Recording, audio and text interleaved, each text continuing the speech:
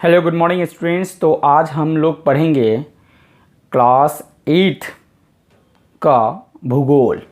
Class 8 का भूगोल हम लोग पढ़ेंगे। इकाई 1। चैप्टर का नाम है संसाधन। चैप्टर का क्या नाम है? संसाधन। देखिए, संसाधन क्या है? संसाधन क्या है? मुख्यमंत्री बिहार दर्शन योजना के अंतर्गत इस बार शिक्षक ने बच्चों की सहमति से 2 दिवसीय भ्रमण कार्यक्रम बनाया। नियत समय पर सभी बच्चे बस पर सवार हुए और चल पड़े अपनी मंजिल की ओर। रास्ते में मिलने वाले खेत, पेड़, पौधे, पहाड़ सभी पीछे छूटते जा रहे थे। रास्ते में बोर्ड पर सलमा की नज़र पड़ी। उस पर लिखा था, संसाधन हमारे धरोहर हैं। क्या लिखा था? संसाधन हमारे धरोहर है, इनकी रक्षा करें। मतलब रास्ते में सलमा की नज़र एक बोर्ड पर पड़ी और उस बोर्ड पर लिखा हुआ था कि संसाधन हमारे धरोहर हैं, इनकी रक्षा करें। सलमा सोचने लगी, संसाधन क्या होता है भाई? उसने बगल में बैठे गोविंद से पूछा, यह संसाधन क्या होता है? गोविंद ने कहा, मानव अपने जीवन में कई प्रकार की वस्तुओं का उपयोग करता है और इन वस्तुओं का उपयोग कर वह अपनी आवश्यकताओं की पूर्ति करता है। यानी मानवीय आवश्यकताएं बदलती रहती हैं, जिन्हें पूरा करने के लिए मनुष्य हमेशा नए नए साधनों और तकनीकों की खोज के लिए प्रयत्नशील रहता है। इसके लिए आरंभ में मानव प्रत्यक्ष एवं अप्रत्यक्ष रूप से प्रकृति या प्राकृतिक वस्तुओं पर निर्भर करता था। समय के साथ मानवीय आवश्यकताओं में परिवर्तन आता गया। इसके कारण मानव प्राकृतिक वस्तुओं को संशोधित कर उसे अपनी आवश्यकताओं को पूरा करने के अनुकूल बनाने लगा। मानव की आवश्यकताओं को पूरा करने वाले सभी जीव जंतु, वस्तुएं एवं पदार्थ संसाधन कहे जाते हैं। देखिए, यहाँ पे बहुत अच्छा डेफिनेशन भी मिल गया कि संसाधन किसे कहते हैं। तो मानव की आवश्यकताओं को पूरा करने वाले सभी जीव जंतु, वस्तुएं एवं पदार्थ संसाधन कहे जाते हैं। भूमि, जल, वायु, मिट्टी, विद्यालय, भवन, पंचायत भवन, खनिज पदार्थ, तेल, तालाब इत्यादि सभी संसाधन हैं। ये सभी के सभी संसाधन हैं। अगर आपसे कोई पूछे कि संसाधन क्या है, तो देखिए यहाँ पे बुक में है, मैंने ये सर्कल कर दिया और इसको मतलब अंडरलाइन कर दिया हूँ कि ताकि आप समझ लीजिए कि संसाधन कहते हैं किसको। तो मानव की आवश्यकताओं को पूरा करने वाले सभी जीव जंतु, वस्तुएं एवं पदार्थ संसाधन कहे जाते हैं। जैसे में 1-2 एग्जाम्पल लिख दीजिएगा, भूमि, जल, वायु, मिट्टी, विद्यालय, भवन। एक बात कहते हैं कि आप जो मेरे वीडियो को देख रहे हैं, जिस फ़ोन से देख रहे हैं, तो वो फ़ोन भी संसाधन है। जो काम आपके उपयोग में आते हैं वो सब के सब संसाधन ही हैं। बात को समझ लीजिएगा। अब देखिए, सलमा बीच में बोल पड़ी। तब तो सभी वस्तुएं संसाधन हैं, क्योंकि हम सभी वस्तुओं का उपयोग तो करते ही हैं। गोविंद बोला, हाँ, सभी प्राकृतिक वस्तुएं और मानव निर्मित वस्तुएं तथा स्वयं मानव भी संसाधन है। समझ लीजिएगा, सभी प्राकृतिक वस्तुएं, मानव निर्मित वस्तुएं और स्वयं मानव भी संसाधन है। प्राकृतिक वस्तुएं जितने भी, जैसे हवा हो गया, सूर्य की प्रकाश हो गई, सूर्य की लाइट, सनलाइट।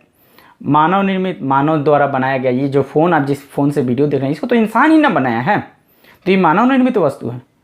और तथा स्वयं मानव भी संसाधन है। जैसे मैं आपको पढ़ा रहा हूँ, मैं भी एक संसाधन ही हूँ आपका, मैं टीचर हूँ, आपको बता रहा हूँ संसाधन के बारे में। तथा मानव भी संसाधन है। इसे ऐसे भी समझ सकती हो कि जब किसी भवन का निर्माण किया जाता है तो इसके लिए उपयुक्त भूमि, बालू, सीमेंट, ईंट, लकड़ी, खिड़की, दरवाजे एवं मजदूर इत्यादि की जरूरत पड़ती है। इनमें कुछ साधन प्राकृतिक होते हैं तो कुछ मानव निर्मित होते हैं। इनमें मजदूर के रूप में मानवीय श्रम, मतलब मजदूर सारा सामान आप खरीद के रख दी हैं घर में, बालू खरीद दी, छड़ खरीद ली, गिट्टी खरीद ली, सीमेंट खरीद ली, लेकिन मानव है नहीं, मतलब मजदूर नहीं है। और जब मजदूर नहीं है तो आपका काम होगा कैसे? तो मजदूर की आपकी ज़रूरत है, आपको ज़रूरत है मजदूर की। तो इनमें मजदूर के रूप में मानवीय श्रम का भी उपयोग किया जाता है।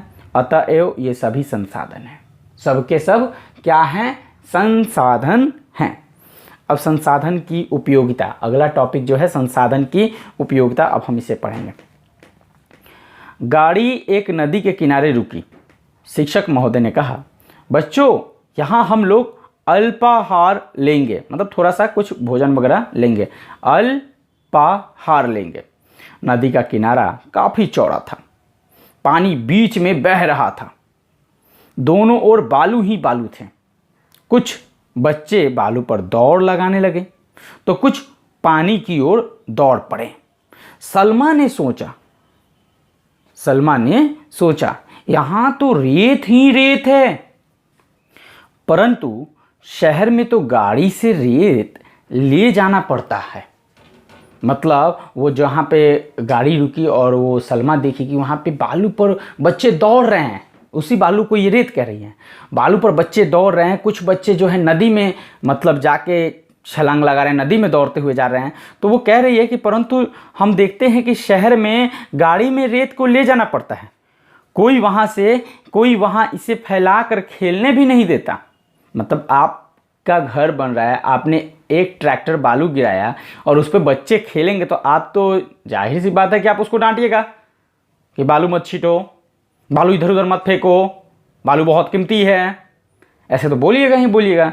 लेकिन ये जब देखिए कि नदी के किनारे पूरा बालू ही बालू था, उसमें बच्चे खूब खेल रहे हैं, कूद रहे हैं, बालू को इधर उधर छीट रहे हैं, कुछ बच्चे दौड़ते हुए नदी में जा रहे हैं, तो वही वो सोच पड़ी, बोली कि शहर में तो गाड़ी से रेत ले जाना पड़ता है, कोई वहाँ इसे फैला कर खेलने भी नहीं देता, ऐसा क्यों? सलमा के दिमाग में संसाधन संबंधी प्रश्न कौंध रहे थे। वह सोच रही थी कि गोविंद के हिसाब से तो संसाधन मानव जीवन के लिए अनिवार्य है। गोविंद के हिसाब से संसाधन मानव जीवन के लिए अनिवार्य है, इसके विविध उपयोग हैं, मतलब अलग अलग उपयोग हैं, इसलिए उपयोग के अनुसार इसकी मांग और मूल्यों में भी अंतर आ जाता है। जैसे जंगल से काटकर लाई गई लकड़ियों के रूप में परिवर्तन, जंगल से काटकर लाई गई लकड़ियों के रूप में परिवर्तन और लाकर विभिन्न उपयोगी वस्तुएं जैसे खटिया बना लीजिए, पलंग बना लीजिए, कुर्सी बना लीजिए, मेज, खिड़की, दरवाजे इत्यादि बनाई जाती है। इससे लकड़ी के उपयोग एवं मूल्य दोनों में परिवर्तन आ जाता है। इस प्रकार तो सभी संसाधन उपयोगी और मूल्यवान हैं। ये सोचने लगी वो बच्ची। सभी उपलब्ध वस्तुएं संसाधन होते हैं। इसका मतलब तो यह हुआ कि कोई भी वस्तु संसाधन तभी बनता है जब उसका कोई उपयोग अथवा मूल्य होता है। उसने अपने मन की बात अपने मित्र अंशु को बताई। वो क्या करी? सलमा ने अपने मन की बात अपने मित्र अंशु को बताई ये बात। तो अंशु ने कहा, मेरे विचार से संसाधनों का उपयोग मानव जीवन को सुगम और सहज बनाने के साथ ही साथ क्षेत्र एवं देश के विकास के लिए भी किया जाता है। मेरे विचार से संसाधनों का उपयोग मानव जीवन को सुगम और सहज बनाने के साथ ही साथ क्षेत्र एवं देश के विकास के लिए भी किया जाता है। इसलिए किसी भी देश के विकास में संसाधनों का योगदान महत्वपूर्ण माना जाता है। संसाधनों के बिना विकास संभव नहीं है। समझ लीजिएगा, संसाधनों के बिना विकास संभव नहीं है।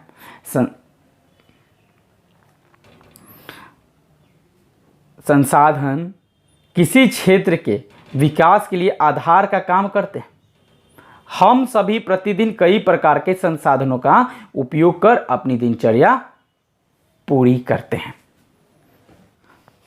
सलमा ने पूछा, अंशु, इन संसाधनों को हमारे लिए बनाता कौन है? क्या ये खुद बनते हैं या फिर इन्हें बनाया जाता है? अंशु ने कहा, हम किसी भी चीज को अपनी आवश्यकता अनुसार संसाधन का रूप दे देते हैं। जैसे नदी या मरुस्थल में पड़े बालू को जब वहां से उठाकर निर्माण कार्य हेतु गांव या शहर में लाया जाता है, तब इसका उपयोग और मूल्य दोनों बदल जाते हैं। कहा जा सकता है कि संसाधन होते भी हैं और मानवीय जरूरतों के अनुसार निर्मित भी किए जाते हैं। गोविंद ने दोनों को आकर नाश्ता करने को कहा। सभी बच्चों ने नाश्ता किया। बात समझ में है? सलमा पूछी थी अंशु से कि ये बताइए कि इन संसाधनों को हमारे लिए बनाता कौन है? क्या ये खुद से बन जाते हैं या फिर इन्हें कोई बनाता है या बनाया जाता है इसको? तो अंशु बताता है कि देखो, हम किसी भी चीज़ को अपनी आवश्यकता अनुसार संसाधन का रूप दे देते हैं। जैसे नदी मरुस्थल में पड़े बालू को हम उसे उठाकर अपने घर पे लाते हैं, उससे घर बनाते हैं, तो उसका रेट ऐसे ही बढ़ जाता है, वो कीमती हो जाता है। जब तक वो मरुस्थल में बालू पड़ा था उसका कोई कीमत नहीं था, बच्चे इधर उधर फेंक रहे थे। लेकिन वही बालू जब ट्रैक्टर में रखकर अपने घर के पास आ गया, तब कोई बच्चा उस पर खेल रहा है तो हम लोग उसको डांट रहे हैं, क्योंकि वो बालू अब कीमती हो गया, वो हमारे उपयोग में आ चुका है। आगे हम पढ़ते हैं संसाधन के प्रकार। शिक्षक ने बच्चों को गाड़ी पर बैठने का निर्देश दिया। जानबूझकर सलमा इस बार अंशु के पास बैठी ताकि वह और अधिक जानकारी पा सके। बस थोड़ी देर चली तो सलमा ने पूछा, अंशु, सभी संसाधन को हम एक ही श्रेणी में रख सकते हैं? मतलब पूछी। बस थोड़ी देर चली तो सलमा ने पूछा, अंशु, क्या सभी संसाधन को हम एक ही श्रेणी में रख सकते हैं? अंशु ने कहा, संसाधन मुख्यतः 3 प्रकार के होते हैं। संसाधन मुख्यतः 3 प्रकार के होते हैं। प्राकृतिक संसाधन, मानव संसाधन और मानव निर्मित संसाधन। तो आपसे कोई पूछे कि बाबू संसाधन कितने प्रकार के होते हैं, तो आपको बताना है कि संसाधन 3 प्रकार के होते हैं। प्राकृतिक संसाधन, मानव संसाधन, मानव निर्मित संसाधन। अब हम जानेंगे प्राकृतिक संसाधन के बारे में। प्रकृति में पाए जाने वाले सभी जीव जंतु, वस्तुएं एवं पदार्थ प्राकृतिक संसाधन है। इस दृष्टि से भूमि, मिट्टी, जल, छोटे बड़े जीव, वन, पवन, सूर्य का प्रकाश, समुद्री जल इत्यादि सभी प्राकृतिक संसाधन हैं। आवश्यकता एवं मांग के अनुसार इन संसाधनों को मानव अपने तकनीक एवं कौशल से उपयोग में लाता है। भूमि के अंतर्गत पर्वत, पठार, मैदान, मरुस्थल, दलदली भूमि सभी शामिल हैं। मिट्टी के अंतर्गत जलोढ़, लाल, काली एवं अन्य सभी प्रकार की मिट्टियां भी शामिल हैं। जल के अंतर्गत नदी, झील, तालाब, सागर एवं महासागर इत्यादि शामिल है। वनस्पति के अंतर्गत सभी प्रकार के घास, पेड़, पौधे एवं झाड़ियां भी शामिल हैं। इसी तरह जैविक संसाधन के अंतर्गत सूक्ष्म जीवाणु से लेकर बड़े बड़े जीव जंतु भी शामिल हैं। खनिज संसाधन के अंतर्गत विभिन्न प्रकार के खनिज पदार्थ जैसे लौह अयस्क, तांबा, मैग्नीज, अभ्रक, कोयला, पेट्रोलियम, प्राकृतिक गैस इत्यादि शामिल है। देखिए, प्राकृतिक संसाधन में यह बताया गया है कि क्या क्या होंगे। तो एक बार हम फिर से आपको रिपीट करते हैं कि ये बोल रहे हैं कि भूमि हो गई, मिट्टी हो गई, जल हो गई, छोटे बड़े जीव जंतु हो गए, वन हो गया, वनस्पति, पवन हो गया, सूर्य का प्रकाश हो गया, समुद्री जल इत्यादि, ये सभी के सभी प्राकृतिक संसाधन हैं। उदाहरण में कोई अगर आपसे पूछता है कि ये बताइए प्राकृतिक संसाधन में क्या क्या आएगा, तो आप बता दीजिए सर भूमि प्राकृतिक संसाधन है, मिट्टी प्राकृतिक संसाधन है, जल, फिर छोटे बड़े जीव, वन, पवन, ये सूर्य का प्रकाश, समुद्री, ये सब के सब प्राकृतिक संसाधन हैं। क्लियर हो गया। दूसरा अब हम जानेंगे मानव संसाधन। मानव संसाधन, मानव एक ऐसा संसाधन है जो संसाधनों का निर्माण एवं उपयोग दोनों करता है। मानव भी मतलब इंसान जो भी है एक संसाधन है, लेकिन ये संसाधन का निर्माण भी करता है और उसका उपयोग भी करता है। मानव में संसाधनों के निर्माण एवं उपयोग की यह क्षमता उसकी दिमागी एवं शारीरिक क्षमता तथा कौशल से विकसित है। मतलब उसके कौशल से विकसित है, उसके शारीरिक क्षमता से विकसित है, उसके उपयोग की यह क्षमता दिमाग पर उसकी विकसित है। मान लीजिए कि कोई इंसान है जो आपको पढ़ा रहा है, उसका कितना उपयोगिता है आपके जीवन में, वो आपको ज्ञान दे रहा है, लेकिन वही कोई इंसान है जो कुछ नहीं कर रहा है, चुपचाप बैठ के खाना खा रहा है, पड़ा हुआ है। अब बताइए कि उसका क्या उपयोगिता है। समझ में आया। तो जिस प्रदेश या देश की जनसंख्या में शारीरिक श्रम के बजाय तकनीकी उपकरणों का उपयोग करने वाले लोग अधिक होते हैं, मतलब शारीरिक श्रम के बजाय, मतलब कि शरीर से मेहनत कम करना चाहते हैं और टेक्नोलॉजी का ज़्यादा उपयोग करना चाहते हैं, तो प्रयोग करने वाले लोग अधिक होते हैं, वहाँ मानव निर्मित आधुनिक संसाधनों का अधिक उपयोग किया जाता है। क्या, कौन सा संसाधन? मानव निर्मित आधुनिक संसाधनों का अधिक उपयोग किया जाता है। अकुशल जनसंख्या वाले क्षेत्र इस दृष्टि से पिछड़े माने जाते हैं। अफ्रीका महादेश के कई देशों के पिछड़े होने का यही मुख्य कारण माना जाता है। दूसरा है मानव निर्मित संसाधन। मानव अपने श्रम से कई प्रकार की वस्तुओं का निर्माण प्राकृतिक वस्तुओं के स्वरूप एवं गुण में परिवर्तन लाकर कर देती है। जैसे कि मकान, ये मानव निर्मित संसाधन है। मकान क्या हुआ कि प्राकृतिक संसाधन बालू था, प्राकृतिक संसाधन वो पानी था, सीमेंट हो गया, तो ये मतलब सीमेंट तो मानव निर्मित हो गया एक तरह से। तो ये सब चीज़ों को लेकर वो एक भवन बना दिया, एक मकान बना दिया। अब क्या कर रहा है? उसका उपयोग कर रहा है। तो वही कह रहा है कि मानव अपने श्रम से कई प्रकार की वस्तुओं का निर्माण प्राकृतिक वस्तुओं के स्वरूप और गुण में परिवर्तन लाकर किया जाए। जैसे मकान हो गया, कार्यालय भवन हो गया, मतलब ऑफिस वगैरह, पंचायत भवन, विद्यालय भवन, हवाई अड्डा, रेल, सड़क इत्यादि मानव निर्मित संसाधन के रूप में आते हैं। मानव निर्मित संसाधन के रूप में क्या क्या आते हैं? पंचायत भवन, विद्यालय भवन, हवाई अड्डा, रेल इत्यादि, ये सब मानव निर्मित संसाधन के अंतर्गत आते हैं। आपसे कोई पूछे कि मानव निर्मित संसाधन के 2-3 उदाहरण बताइए, तो आप बता दीजिए कि सर विद्यालय मानव निर्मित संसाधन है, हवाई अड्डा मानव निर्मित संसाधन है, पंचायत भवन मानव निर्मित संसाधन है, रेल मानव निर्मित संसाधन है, सड़क मानव निर्मित संसाधन है।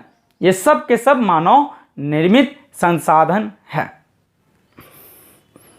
प्राकृतिक संसाधनों का वर्गीकरण। अब बस जंगल के बीच से गुजर रही थी। चारों तरफ फैले हरे भरे वृक्ष एवं झाड़ियां काफी आकर्षक लग रही थी।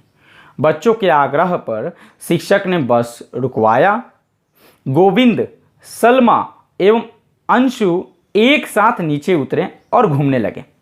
सलमा बोली, कितना सुंदर दृश्य है, चारों तरफ प्राकृतिक संसाधन हैं। गोविंद बोला, प्रकृति में कई प्रकार के संसाधन पाए जाते हैं। इन प्राकृतिक संसाधनों को विभिन्न आधार पर कई उपवर्गों में बांटा जा सकता है। ये आधार हैं जैसे विकास एवं उपयोग, उत्पत्ति, उपलब्धता, वितरण, स्वामित्व। समझिएगा, सलमा बोलती है कि कितना सुंदर दृश्य है, चारों तरफ प्राकृतिक संसाधन है। गोविंद बोला, प्रकृति में कई प्रकार के संसाधन पाए जाते हैं। इन प्राकृतिक संसाधनों को विभिन्न आधार पर कई उपवर्गों में बांटा जा सकता है और ये आधार है विकास एवं उपयोग, उत्पत्ति, उपलब्धता, वितरण, स्वामित्व।